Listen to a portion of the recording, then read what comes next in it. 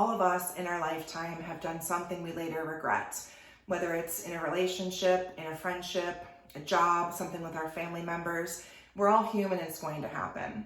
But what do you do when you make that mistake and it's really lingering and you're having a hard time letting go and forgiving yourself? The first thing to do is self-reflect. You want to look at the situation, see what went wrong, where you could have changed things, and make a plan moving forward to do things better.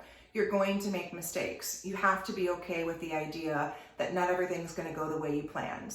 If you had a friend or somebody tell you they made a huge mistake, you would be like, it's okay. Things happen, we're human, forgive yourself.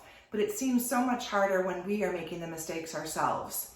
It's important to have a plan in place. If something happens in life where you feel like you made a major mistake and you're really holding on to it, think about future situations. How can I avoid this? What do I need to do personally for self-growth? All of these things will help you move on if you do find yourself really stuck in a place of forgiveness.